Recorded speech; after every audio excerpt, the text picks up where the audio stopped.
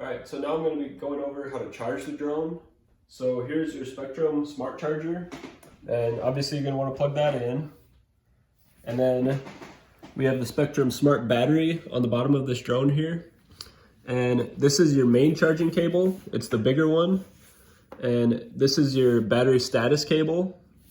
So the first thing you're going to do when you're charging the drone is you're going to find these two pointers on the status cable, and those will be facing down. And then you're going to plug it into this channel 1, the battery status port, and you're going to plug it all the way to the left side.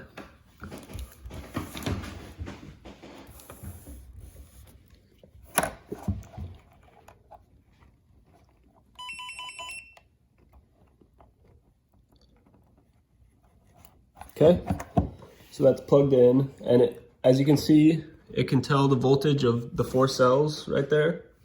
But now we can plug in the main cable.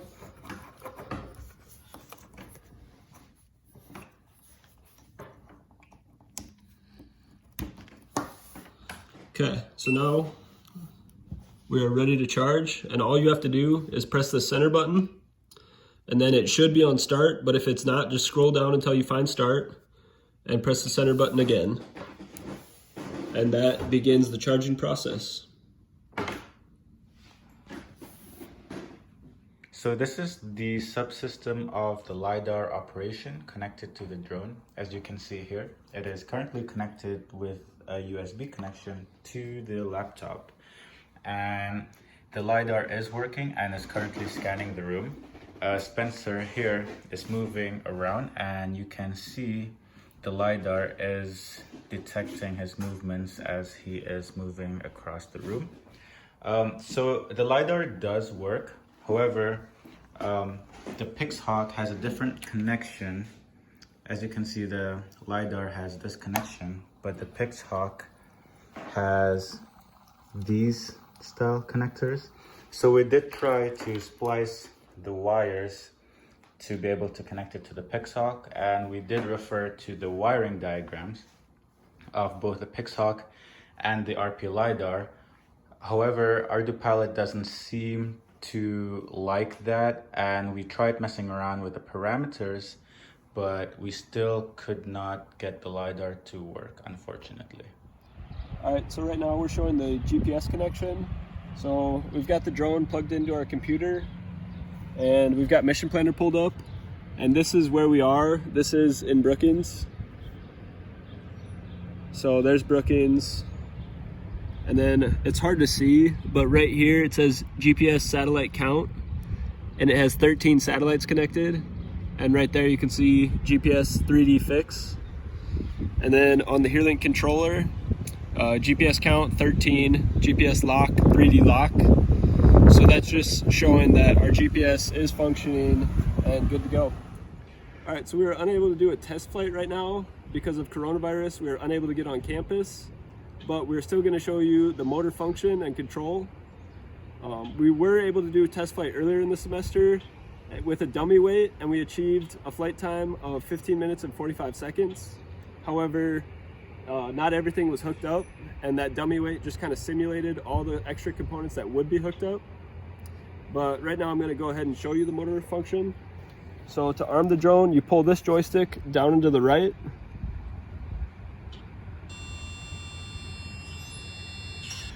And now I'm going to give it a little bit of throttle.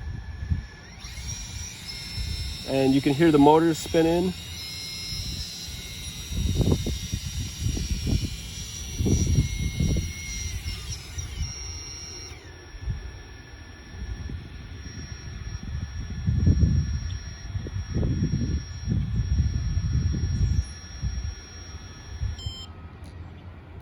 All right, so that's been a quick demonstration of the motor function and control. All right, so we're gonna be showing you the video streaming capabilities as well as the gimbal function. So right now we have the drone set up on a chair over in my backyard. And as you can see, we are in the video right there. And I'll go ahead and show you the gimbal function. So if you wanna look up, there you can look up. And if you wanna look down, there you can look down. So now we'll be walking a few blocks away, and we'll show you that the gimbal function still works and the video streaming still works. All right, so we're about 1 block away from the drone right now. And as you can see, it's that house right over there. The drone is in the backyard. And our video streaming is still functioning. And I'll go ahead and move the gimbal for you.